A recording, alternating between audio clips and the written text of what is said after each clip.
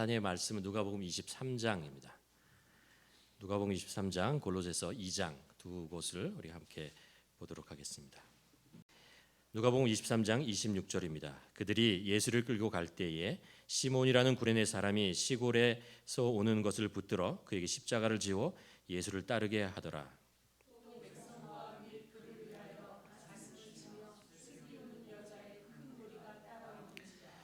예수께서 돌이켜 그들을 향하여 이르시되 예루살렘의 딸들아 나를 위하여 울지 말고 너희와 너희 자녀들을 위하여 울라.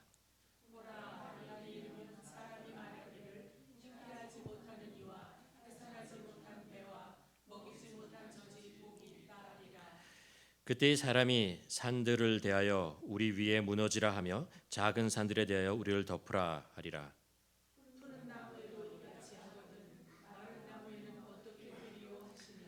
또 다른 두 행악자도 사형을 받게 되어 예수와 함께 끌려가니라. 거기서 예수를 십자가에 못 박고 두 행악자도 그렇게 하니 하나는 우편에 하나는 좌편에 있더라. 골로새서 2장 14절 말씀입니다. 골로새서 2장 14절 한 절 말씀인데 우리 함께 한 목소리로 다시 한번 봉독하도록 하겠습니다. 하나님께서는 우리에게 불리한 조물들이 들어있는 빈 문서를 지어 버리시고 그것을 십자가에 못 박으셔서 우리 가운데서 제거해 버리셨습니다. 다시 한번 읽을까요? 골로새 2장 14절 말씀 우리 한 목소리로 다시 한번 봉독하도록 하겠습니다. 하나님께서는 우리에게 불리한 조문들이 들어있는 빈 문서를 지어 버리시고 그것을 십자가에 못 박으셔서 우리 가운데서 제거해 버리셨습니다. 아멘.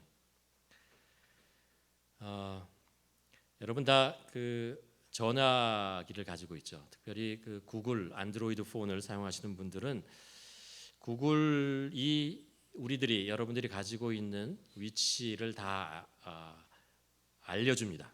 그렇죠? 어디로 가는지 어디에 있는지라는 것을 알려주죠. 기록하고 있습니다. 그래서 이렇게 하루가 지나고 나면 쭉 보면 내가 어디 들렸다는 것을 구글을 통해서 알 수 있어요. 그뿐만 아니라 한 달이 지나면 한 달이 지난 후에 또 쭉 나의 행적을 볼 수 있고 또 1년 전에 내가 무엇을 했느냐도 구글에서 알려줄 수 있습니다. 그러니까 우리가 그것을 이렇게 쭉 연결하잖아요. 우리가 만일 구글 이 폰을 계속 가지고 안드로이드 폰을 가지고 있다면은 우리가 평생 동안 무슨 일을 했는지 어디를 왔다 하고 어디서 어떤 시점에 어디에 있었는지를 우리가 전부 다 알 수 있는 것입니다. 좋으십니까? 그렇죠. 놀랍지 않습니까? 그걸 어떻게 다 가지고 그 많은 데이터를 기록하고 있을까라는 것이죠. 또 한편으로 그럼 어떻게 하지? 그럼 내가 뭐 했는지 다 안다는 거야? 이런 생각을 할 수 있는데 그렇지는 않습니다. 내가 어디 있는지 위치만을 알 수 있지 내가 무엇을 했는지는 알 수 있는 것은 아니죠. 물론 한국처럼 CCTV가 많이 있는 곳에서는 내가 어느 위치에서 무엇을 했느냐를 또 기록하고 있을지 모르겠습니다. 이런 것들을 이용해서 어떤 범죄가 나면 그것을 이렇게 추적하고 그래서 그 사람을 찾아내고 잡아내는 그런 것들에 도움이 되는 것 같습니다. 마치 요즘 우리가 살아가는 모습들을 보면요, 계속해서 내가 무슨 생활을 하고 있는지를 계속해서 기록해 놓고 흔적을 남겨놓는 그런 시대에 살고 있는 것 같습니다. 요한계시록 20장에 보면 마지막 때에 모든 악이 사라지고 예수님께서 재림하시죠. 그리고 나서 보좌 위에 백보좌의 심판에 대한 내용을 설명하는 부분이 나옵니다. 거기 20장 11절 12절에 보면 이렇게 나오죠. 또 내가 크고 흰 보좌와 그 위에 앉으신 이를 보니 땅과 하늘이 그 앞에서 피하여 간 데 없더라. 또 내가 보니 죽은 자들이 큰 자나 작은 자나 그 보좌 앞에 서 있는데 책들이 펴 있고 또 다른 책들이 펴 있으니 곧 생명책이라.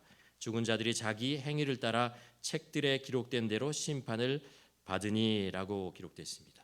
마지막 때의 심판에 대한 모습을 하면서 거기에 모든 사람의 행적을 기록한 책들이 놓여진다라고 얘기했습니다.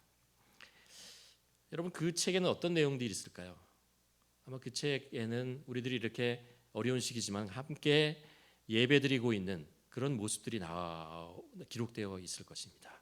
예배만은 우리가 계속 드려야 되지 않겠느냐라는 마음을 가지고 이런 컴퓨터와 핸드폰과 이런 것으로 예배드리는 우리들의 마음들이죠. 또 그것을 이렇게 책들에 보면 우리들의 사랑하는 사람들과 보냈던 시간들, 추억의 시간들, 아름답고 그리고 좋았던 시간들이 다 거기에 기록되어 있을 것입니다. 물론 우리 삶에 힘들고 어려웠던 순간들 있잖아요. 고생했던 것, 그런 것도 기록되어 있겠죠. 우리가 마치 그 페이스북에 우리의 상황들을 이렇게 올리고 글을 올리고 또 때로는 사진들을 좋았던 사진들을 올리면서 사람들에게 내가 살아가는 모습을 가르쳐주고 또 기록해 넣는 것처럼, 그렇죠? 그런 모습들이 나와 있을 것입니다. 그러나 또 그런 것 외에도 남에게 알리고 싶지 않은 것, 페이스북 같은 데 올리고 싶지 않은 나의 모습 있잖아요. 그런 것들, 내가 했던 말들, 내가 했던 행동들, 이런 것들도 그곳에서는 다 기록되어 있을 것이고 또 펼쳐져 보여지게 될 것입니다. 그런 모습을 보면서 나는 어떻게 내 자신을 평가할까요? 하나님은 우리를 어떻게 평가하실까라는 것입니다. 제가 요즘 기타를 배우고 있습니다. 주위에 아는 사람들한테 하도 소문을 내가지고 알만한 분은 다 아실 텐데 이런저런 귀동냥으로 이제 저희 아들한테도 좀 배우고 오상환 목사님도 좀 배우고 이렇게 조금씩 하면서 또 유튜브를 통해서 한 3개월 정도 배웠습니다. 그랬더니 이제 코드 웬만한 거 다 잡을 수 있고요. 그리고 리듬도 익숙해지고 찬송가 그 뭐죠? 복음성가에 나오는 것들은 어느 정도 혼자는 칠 수 있는 그런 단계가 되었습니다. 그런데 만일 제가 성악을 전공한 제 아내와 기타를 잘 치시는 오상환 목사님을 초청해서 기타를 치면서 노래를 했습니다. 그리고 어때요? 많이 늘었죠? 라고 물어보면 뭐라고 대답할까요? 네, 많이 늘었어요. 그러겠죠. 아니면은 피식 웃을지도 모르겠습니다. 근데 만일 제가 대담하게 이런 질문을 했다고 생각해 보십시오. 내가 기타 치며 노래하는 것을 어디 한번 냉정하게 평가해 보십시오. 만일 제가 이렇게 얘기했다면 저는 비평의 폭탄을 맞고 쓰러져서 도저히 일어나지 못하는 상황이 돼서 다시는 기타를 잡거나 노래를 하지 않게 되지 않을까라는 생각됩니다. 그렇죠? 전문가 잘하는 사람들이 봤을 때 저에게 얼마나 허점이 많겠어요. 그렇죠? 리듬도 틀리고 박자도 가끔 안 맞고 코드도 잘 잡지 못하고 표현력도 부족하고 그렇지 않습니까? 가만히 생각해 보면 이런 것은 저의 기타 실력뿐만 아니라 제가 살아가는 삶 속에서 너무 많이 나타날 것 같습니다. 제가 목회를 하고 이제 10년이 넘은 시점에서 봤을 때 제 뒤를 돌아보고 평가를 한다면, 그렇죠? 제가 아니고 어떤 사람 30년, 40년 동안 목회를 했던 어떤 사람이 내가 그동안 했던 목회의 상황들을 가만 보고 그것들을 다 기록해 놓은 것을 보고 평가를 한다면 어떨까랍니다. 제 자신이 저를 평가해도 부족한 것이 많은데 그런 분들이 평가를 한다면 정말 실수하고 잘못하고 적합하지 못한 말과 행동과 했던 것들이 다 하나하나 밝혀지고 지적될 것 같습니다. 어떻게 보면요, 우리가 이 코로나 바이러스를 때문에 많은 활동들이 줄어들잖아요. 그리고 시간들도 좀 더 많이 생기고 이럴 때 우리가 어쩌면 우리를 한번 뒤돌아보는 시간이 되어야 되지 않을까 생각됩니다. 한번 나의 모습은 그동안 어떻게 살아왔는가라는 것이죠. 그리고 하나님께서 나의 모습을 어떻게 평가하실까라는 것들을 한번 생각해보고 반성해보는 시간을 가지면 어떨까 생각합니다. 다시 얘기하지만 다른 사람이 아니라 하나님께서 냉정하게 내 삶을 평가한다면, 냉정하게 보신다면 어떻게 될까라는 것입니다. 그 바이러스라는 것 때문에 요즘 새로운 세계를 하나 발견하게 됩니다. 그전에는 우리의 눈에 보이는 것 있잖아요. 여기 몇 분이 같이 예배를 드리고 계신데 이분이 이렇게 보면서 그분의 얼굴 표정과 이런 그 얘기를 들으면서 이분이 어떻게 살고 나와 어떻게 관계를 맺고 이런 것들만 생각을 하고 살았는데 바이러스가 이렇게 많아지는 것을 보면서 세상에 내가 보지 못하고 듣지 못하는 세계가 있다는 것을 보게 됩니다. 그 작은 세계, 무시해도 될 것 같은 세계가 내 삶에 우리들의 저뿐만 아니라 우리 인생에 얼마나 많은, 우리 전 세계에 얼마나 큰 영향력을 주고 있고 그것이 우리를 정말 위협하는 그런 요소도 될 수 있다라는 것을 보게 되는 거죠. 만일 어떤 사람이 새로운 것을 발명해서요, 그 바이러스를 볼 수 있는 안경을 꼈다고 생각해 보십시오. 그리고 여기를 쳐다본다면 정말 경악할 일들이 발생할 것 같습니다. 너무 더러운 거죠. 그렇죠? 어제 매일 묵상 시간에 사무엘상 15장의 말씀을 우리가 나누었습니다. 혹시 아시는 분은 제가 아시겠지만 제가 광고를 안 드리고 저희 그 유튜브 채널에 매일 묵상 15분 동안 올리고 있습니다. 이렇게 만날 시간이 없어가지고 어떻게 하면 제가 그 목사로서 여러분들에게 좀 도움이 될까 영적으로. 그래서 저희 통독 순서에 따라서 나가면서 묵상하는 본문이 있거든요. 그 본문을 묵상하고 그것을 이제 목소리로 녹음을 해서 올리고 있습니다. 하루에 이제 한 3시간, 4시간 정도 걸려요. 걸리지만 이렇게 하는 것이 제가 할 수 있는 좋은 방법이 아닐까라는 생각을 하면서 올리고 있습니다. 제 스스로를 이렇게 평가해 봐도 제 삶이라고 하는 것도 목사도 동일합니다. 여러분과 동일하게 신앙인으로서 한 사람의 믿음의 여정을 가고 있다라는 것은 별 차이가 없는 것 같습니다. 다만 차이가 있다면 제가 좀 더 말씀을 가지고 여러분과 소통할 수 있는 것, 그거죠. 그래서 여러분과 소통할 수 있는 기회, 이렇게 인터넷으로부터 소통할 수 있는, 말씀으로 소통할 수 있는 좋은 기회라고 생각을 해서 매일 올리고 있습니다. 혹시 아침에 한번 보시길 바랍니다. 계속 남겨놓지는 않으려고 합니다.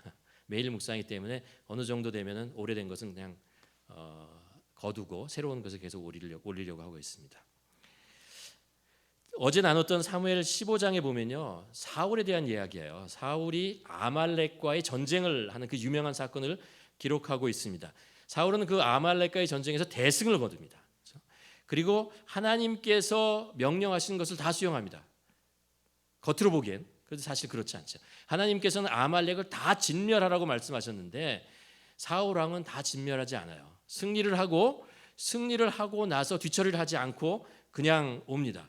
대신에 아각 왕을 데려오고 그리고 살찐 짐승들을 끌고 와서 그것을 자기의 것으로 소유로 만들려고 합니다. 그때 사무엘이 나타나서 얘기를 하죠. 왜 왕께서는 하나님께서 말씀하신 명령을 다 지키지 않으십니까? 라는 이야기를 합니다. 그렇죠. 사울이 변명을 하죠. 이런 변명입니다. 내가 의도한 바가 아니다. 백성들이 원해서 나는 그냥 했을 뿐이다. 그리고 좋은 짐승들을 가져온 것은 길갈에서 하나님께 예배 드리려고, 제사 드리려고 좋은 것들을 골라온 것이다 라고 변명을 합니다. 자기의 속셈을 숨기는 거죠. 속이는 거였습니다. 성경은 다 얘기하고 있습니다. 전쟁이 끝난 후에 그 사울 왕이 돌아오는 길에 갈멜산에 들려서 자기의 승리를 그 기념하는 승전비를 세우고 자기 이름을 높여드리는 것을 있었습니다. 또 아각 왕을 데려온 것은 백성들 앞에 자기 위엄을 세우기 위한 것입니다. 그리고 좋은 짐승들을 가져온 것은 자기 욕심 때문에 가져온 것이었죠. 다 숨기려고 했습니다. 그러나 사울이 이런저런 변명 그리고 속임수로 말하고 있는 것입니다. 여러분 근데요, 15장을 가만히 읽어보면 하나님께서 이미 전날 사무엘에게 나타나셔서 다 얘기하신 거예요. 사울이 지금 이런 행동을 했다라는 것입니다. 그래서 내가 사울을 왕으로 세운 것을 후회한다. 사무엘이 그 얘기를 듣고 통곡을 하며 웁니다. 다 알고 있었어요. 하나님 앞에서 변명한다는 것은 어리석은 짓입니다. 하나님은 모든 것을 다 알고 보고 계시는 것이죠. 제가 그 선교사로 있던 시국에 있을 때 어떤 선교사님들이 여러 명이 있었는데 어떤 일이 있냐면요, 보통 한 10년 정도 사역을 하면 추방당하기 시작합니다. 추방당하게 되는 이야기들을 이제 들으면 이런 얘기예요. 그 나라의 이제 공안들이 선교사들을 추적합니다. 그 전화를 도청하고 인터넷을 다 보고 있고 이메일 체크하고 그리고 좀 더 의심스러운 사람을 붙여서 미행을 시킵니다. 그래서 뭘 하고 있는지, 누구를 만났는지 이런 것들을 다 기록해 놓습니다. 한 곳에서는 어떤 걸 기록하냐면요, 이 사람이 그 나라를 위해서 유익이 되는 말을 했던 것, 행동을 했던 것들 다 기록을 해요. 다 하나씩 기록을 해요. 그리고 이 그 한쪽에서는 어떤 걸 기록하냐면요, 이 나라에 해가 되는 해가 된다고 생각하는 것들을 다 기록하기 시작합니다. 예를 들면 현지인들을 만나서 복음을 전했다, 이런 거죠. 그 종교 집회에 참석했다, 소수민족과 접촉을 했다, 뭐 이런 내용들을 계속해서 이제 쌓아두게 됩니다. 그래서 이게 이제 이쪽하고 이쪽이 쌓았잖아요. 이렇게 쌓아 올라가서 이쪽이 너무 많아지면요, 블랙리스트에 올라갑니다. 그러다가 요주 인물로서 점점 더 심하게 감시하다가 어느 정도 시간이 지나서 도를 넘어갔다 그러면은 추방시키는 것입니다. 여러분, 우리의 일거수일투족을 다 하시는 하나님께서 이렇게 우리를 감시하고 그리고 그것을 다 책에다가 기록한다면 어떻게 될까요? 누군가가 나의 문제점, 나의 잘못한 것, 죄를 하나하나 적어서 모든 세상에 공포한다면 어떻게 될까? 공의로우신 하나님이시지만 또 사랑의 하나님이신 그 하나님께서는 사람을 이런 식으로 심판하지 않으십니다. 왜 안 하시냐 하면요, 이런 방법으로 사람들을 다 잘못을 다 기록하고 그것을 가지고 심판한다면 심판을 통과할 사람이 한 사람도 없기 때문에 그렇습니다. 가만히 그 마지막 때의 심판의 광경을 우리가 성경에 나온 것들을 그려서 한번 생각해 본다면 이렇게 될 것입니다. 하나님께서 심판의 보좌에 앉으시죠. 공의로우신 분이잖아요. 죄를 멸하시고 의를 세우시는 분입니다. 어떤 악도 그분 앞에서 성립될 수 없습니다. 통과될 수 없는 그런 공의로우신 분입니다. 그리고 그 앞에 제가 서 있는 거죠. 여러분이 이제 쓰게 되는 것입니다. 그 왼편에는 내가 살아오면서 저질렀던 모든 죄들을 조사하고 파악해서 그것들을 이제 고발하기 위해 서 있는 마치 검사와 같은 사람, 그 사람이 무서운 눈을 뜨고 저를 노려다보고 있습니다. 그리고 그 사람의 손에는, 그 검사의 손에는 두툼한 책이 하나 있습니다. 그 책 속에는 제가 재판을 받아야 마땅한 증거들이 낱낱이 기록되어 있습니다. 하나도 도저히 빠져나갈 수 없는 빠져나갈 이 구멍이 없는 것 같은 그런 상황에 놓이게 되죠. 이 나를 고발하는 이 검사 같은 사람이 누구일까요? 누구죠? 그 욥기에 보면 천상에서 이루어진 이 상황들은 이제 설명해 주는 장면이 나옵니다. 그렇죠? 그 하나님께서 욥을 칭찬합니다. 이 세상에서 욥만큼 흠이 없고 정직하고 하나님을 경외하는 사람을 보았느냐라는 얘기를 합니다. 그랬더니 그 천사 중에 한 천사가 사단이죠. 나와서 하나님께 이런 이야기를 합니다. 아니, 하나님, 세상에 아무것도 바라는 것 없이 하나님을 경외하는 사람이 어디 있겠습니까?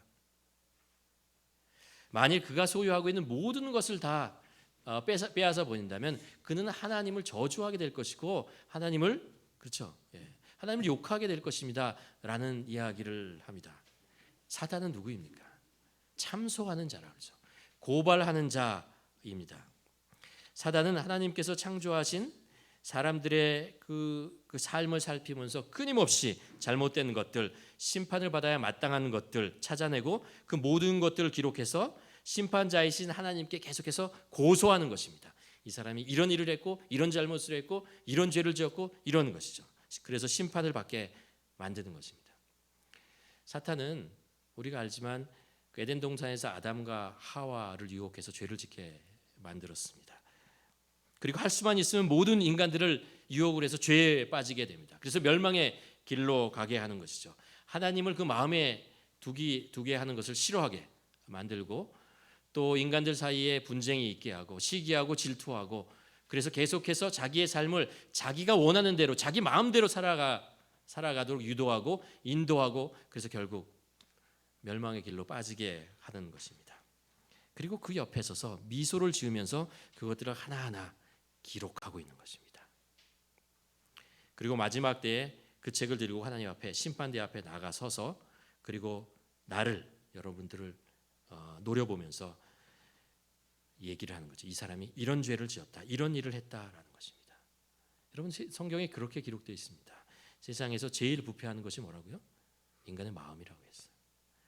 의인은 없나니 하나도 없다고 했습니다. 모든 사람이 죄를 지었음에 죄를 범하였으므로 하나님의 영광에 이르지 못한다고 했습니다. 누가 이 사단의 그 고소에 이겨낼 수 있는 사람이 누가 있겠습니까? 그런데 그 상황에서 오른쪽에 보면 나를 변호하는 분이 한 분 계십니다. 저를 긍휼한 눈빛으로 바라보면서 서 있는 분이 있습니다. 그분의 손에는 책이 한 권 들려져 있는데 그 책은 아까 그 검사가 들려져 있는 그 책에 비해서 너무나 얇은 거예요. 너무나 얇은 것을 가지고 있었습니다. 만일 이 검사가 가지고 있던 책의 기록이 나의 악행에 대한 죄에 대한 것을 기록하고 이분이 가지고 있는 책에 나의 선한 것, 선행을 하는 것을 기록했다면 나는 이 재판에서 분명히 패하고 말 것이고 그리고 정죄를 받아야 마땅할 것입니다. 그런데 가만히 보니까 그 얇아 보이는 책 있잖아요. 그 책을 들고 있는 손에 못자국이 있어요. 그리고 그 책에는 피가 선명하게 묻어 있습니다. 그리고 그 책을 펴는 순간 그 안에 아무것도 없어요. 단 이름 석자만 기록되어 있습니다. 그 책의 이름이 생명책이라고 하죠. 그 책을 가지고 그 손의 주인공은 예수 그리스도입니다. 계시록 13장 8절에 보면 이렇게 얘기하죠. 죽임당한 어린 양의 생명책이다라는 거죠. 그 두 책이 우리가 하나님의 심판대 앞에 갔을 때 우리 앞에 놓여지게 됩니다. 사단이 내 죄에 대해서 끊임없이 장황하게 진술을 고소하고 있는 동안에 예수님께서 재판장 하나님께 내놓는 것은 단 두 가지입니다. 하나는 예수님의 못 박힌 손이고요. 또 하나는 생명책에 있는 이름, 단 두 개밖에 없습니다. 누가복음 23장 오늘 본문으로 돌아가면 빌라도의 법정에서 예수님이 십자가의 형을 받게 되죠. 그리고 나서 군병들에게 채찍을 맞습니다. 그리고 다시 관정으로 끌려 들어가서 조롱을 당합니다. 그래서 군병들의 침이 얼굴에 그냥 범벅이 되어 버리고 말고 예수님의 머리에는 가시 면류관이 씌워집니다. 고통스러워. 그리고 나서 골고다 언덕으로 이제 가게 끌려 올라가게 되는 것입니다. 그리고 군병들은 예수님을 바닥에 뉘어놓고 쓰러뜨린 후에 양팔을 벌려 나무 형틀을 갖다 댑니다. 그리고 한 사람의 무릎으로 팔뚝을 누르고요. 대못으로 그 손에다가 갖다 댑니다. 짓누르는 거죠. 그때 예수님께서 그것을 이렇게 자신의 손에 박히는 못을 바라보십니다. 군병은 인정사정 없이 망치를 들어서 때리게 됩니다. 여러분, 예수님은 왜 그때에 그것을 저지하지 않았을까요? 왜 예수님께서 그것을 저항하지 않았을까요? 왜 끔찍한 순간에 아무것도 하지 않고 그냥 손에 그 자신의 손이 뚫어지는 것을 못으로 인해서 뚫어지는 걸 계속 바라보면서 그냥 있으셨냐 말입니까? 저항할 힘이 없고 고문을 당하고 나서 너무 지쳐버려서 그런 건가요? 아니면 십자가의 형틀이라는 것을 보는 순간 공포에 질려서 겁에 질려서 몸이 마비되었기 때문에 그렇습니까? 여러분, 예수님은 누구십니까? 하나님의 아들 아십니까? 예수님께서 33년 동안 이 세상에서 3년 동안 하셨던 이 세상에서 했던 것들을 보고 또 하늘나라에서 예수님께서 이 세상을 창조하시면서 하셨던 그 많은 일을 보았을 때 결코 예수님께서 힘이 없으시거나 연약하시거나 아니면 겁에 질리거나 공포 때문에 자신의 손에 못이 박히는 것을 그냥 가만히 있었던 것은 아닌 것 같습니다. 사람들은요, 예수님의 손에 못을 받고 있는 것이 그 로마 군병의 손이라고 생각을 했습니다. 그 예수님도 그 순간에 그 로마 군병의 손을 보고 그리고 망치를 보고 못을 보고 있었습니다. 사실 예수님 하나 더 보셨어요. 하나님의 손을 보고 계셨습니다. 겉에 보기에는 로마 군병들의 손이지만 사실은 그것은 하나님의 손이었습니다.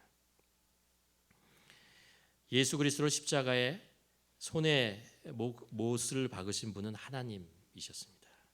우리들의 죄를 공의로 심판하시기 위해서 예수님의 팔을 잡으시고 그곳에 못을 내리치시고 죄의 값을 치르게 만드신 것입니다. 공의로우신 하나님은 죄를 간과할 수 없었기 때문에 예수님을 희생양으로 그곳에 묶으시고 그곳에 망치로 못을 박으시고 예수님을 죽이신 것입니다. 예수님의 손이 못에 박힌 이유는 겉으로 보기에는 예수님을 그 십자가의 형틀에 달기 위해서 그랬습니다. 그러나 그것은 겉모양이고요. 사실은 예수님의 그 손과 그 십자가 사이에 한 문서가 있었어요. 그 문서를 못이 밟고 뚫고 들어가서 그곳에 같이 박아 놓았습니다. 오늘 본문 골로새 2장 14절에 보면 이렇게 얘기합니다. 하나님께서는 우리에게 불리한 조문들이 들어있는 빛 문서를 지워버리고 그것을 십자가에 못 박으셔서 우리 가운데서 제거해 버리셨습니다. 예수님의 손과 십자가 사이에 긴 목록이 하나 있는 거예요. 그게 뭐냐 하면 그 긴 목록에는 내가 잘못했던 것, 죄와 거짓말, 시기와 질투, 탐욕의 순간, 방탕의 세월, 그 모든 것을 기록한 제목이 거기에 끼어 있었습니다. 나의 죄의 목록들이 적혀 있는 긴 고소장이 예수님의 십자가의 손, 그곳에 목과 함께 박혀서 그곳에 있는 것입니다. 또한 우리를 죄의 노예로 만든 빈 문서가 거기에 같이 있었습니다. 우리가 아무리 선한 일을 하려고 해도 선한 일을 할 수 없었던 우리의 죄인으로 노예가 되었던 우리의 모습들 있지 않습니까?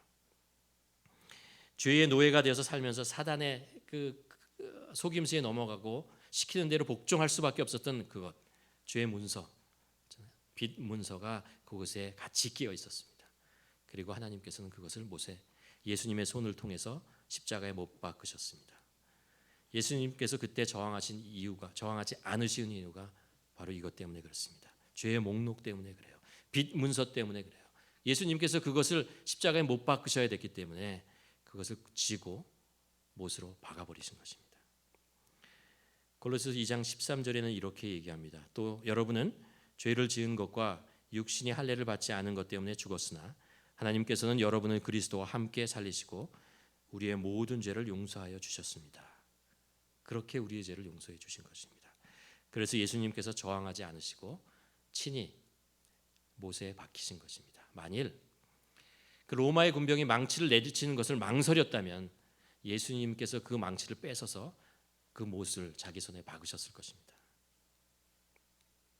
다시 마지막 법정으로 돌아가면 이제 예수님께서 왜 못자국이 난 손과 생명책 그 두 개만 가지고 나타나셨는지 우리가 알 수 있습니다. 그 생명책에는 예수 그리스도께서 나를 구원하시기 위해서 십자가에 나의 죄의 모든 목록과 빛 문서를 다 가지고 올라가셔서 못 박히셔서 손에 못을 박고 죽으셨다는 것, 그리고 나를 용서해 주셨다라는 것을 믿는 사람의 이름을 기록하고 있는 것입니다. 그게 바로 생명책이죠. 이제 사단이 우리를 참소하기 위해 기록된 모든 목록, 그 두꺼운 책들 아무 소용이 없어졌습니다. 왜냐하면 하나님께서 이미 그 모든 죄를 예수 그리스도를 제물 삼으셔서 어린 양 삼으셔서 십자가에 못 박히셨기 때문에 그렇습니다. 이제 아무리 사탄이 고소해도 그 모든 형량을 예수님께서 치르셨기 때문에 우리들에게는 아무 죄가 없게 된 것입니다. 의인이 된 것이죠. 그리고 예수님께서 그렇게 하셨다라는 것을, 하나님의 예수님을 통해서 그렇게 하셨다는 것을 믿고 고백하는 자가 바로 그 생명책에 이름이 기록되는 자인 것입니다.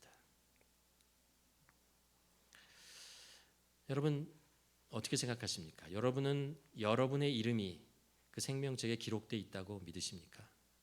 분명히 여러분은 여러분이 여태까지 살아왔던 행적들이 그 사단이 가지고 있던 두꺼운 책에 다 기록되어 있다는 것을 아십니까? 이 두 책이 무게로 따지면 비교할 수 없는 무게고 크기를 따지면 비교할 수 없지만 실제로 법적인 효력을 가진 것은 바로 예수님이 가지고 있던 이 생명책입니다. 이것은 아무 효력이 없어요. 예수님의 십자가 못, 손에 박히신 못 때문에 그렇습니다. 이것이 우리를 구원하셨고 우리를 용서해 주신 것입니다. 우리가 사순절을 보내면서 우리가 그 십자가를 바라보지 않습니까? 우리가 세 번째 말씀을 나누었습니다. 첫 번째는 예수님의 얼굴에 묻어있던 군병들이 뱉은 침이에요. 그 침 속에서 우리는 무엇을 발견합니까? 우리 마음 속에 있는 잔인함을 봅니다. 야수의 본능을 같은 걸 보죠. 그것을 다 예수님께서 다 가지고 우리 안에 있는 죄된 그 속성을 다 가지고 십자가에 올라가셨습니다. 용서하시기 위해서. 또 예수님께서 십자가에 가지고 올라간 것이 가시면류관이었습니다. 가시면류관이잖아요. 우리가 세상을 살면서 죄 때문에 맺었던 많은 열매들이 있지 않습니까? 그 열매들을 다 가지고 올라가서 자신의 그 머리에 찌르시고 피를 내시고 우리를 용서해 주셨습니다. 또 예수님께서 십자가에 못 박히셨습니다. 그 손에 선명하게 나와 있는 못자국이 있었습니다. 왜 그랬다고요? 그 사단이 참소하는 그 죄의 모든 목록들을 대신 예수님께서 지시기 위해서, 그래서 십자가에 못 박혀 죽으시고 그리고 그것들 다 무효화시켜 버리신 것입니다. 사순절 동안에 우리가 십자가를 바라보며 이것들을 가만히 묵상해 보셨으면 좋겠습니다. 예수님의 얼굴에 묻어 있는 그 침, 수치스러운 침, 가시면류관, 그리고 못, 피. 여러분, 만일 우리가 예수님께서 이렇게 우리의 죄를 용서해 주셨다는 것을 안다면, 여러분 이번 한 주 동안 이런 것들을 한번 직접 실천해 보았으면 좋겠습니다. 뭐냐면 여러분도 한번 목록을 한번 쭉 적어 보시길 바랍니다. 내가 지었던 죄의 목록이 아니고요, 나의 마음을 아프게 했던 사람들의 목록을 한번 기록해 보시기 바랍니다. 내 마음속에 상처가 되었던 것, 내가 살면서 아픔이 되었던 사건들, 사람들, 그 일들을 한번 쭉 적어 보시길 바랍니다. 적어보고 그것을 앞에 한번 놔보세요. 그리고 그 위에 여러분이 집에서 찾을 수 있는 가장 긴 못, 가장 날카로운 못을 그 위에서 올려놓고 그 앞에 가만 십자가를 묵상해 보시길 바랍니다. 예수님께서는요 다 용서해 주셨어요. 나의 죄를 용서해 준 것뿐만 아니라 그 사람의 죄도 다 용서해 주셨습니다. 예수님께서 내가 아프고 그것 때문에, 그 사건 때문에, 그 사람 때문에 내가 아프고 슬프지만 예수님께서는 십자가에 못 박히시면서 더 큰 아픔과 더 큰 슬픔을 당하셨습니다. 그리고 나뿐만 아니라 그 사람도 용서해 주셨어요. 여러분, 만일 여러분이 그것을 가만 바라본다면 예수님께서 십자가에 못 박히시면서 군병이 대못을 예수님의 손에 박을 때 예수님께서 그것을 쳐다보시는 그 눈빛을 보게 될 것입니다. 그리고 이렇게 말씀하시지 않겠어요? 내가 그 사람을 다 용서했다. 그러니 너도 좀 용서할 수 없겠냐? 여러분, 우리가 마냥 빚을 탕감받은 것처럼 우리 안에 있는 소소한 많은 일들을 다 탕감하며 우리도 용서하며 사는 우리 모두가 되기를 주님의 이름으로 간절히 축원합니다. 함께 기도하시겠습니다.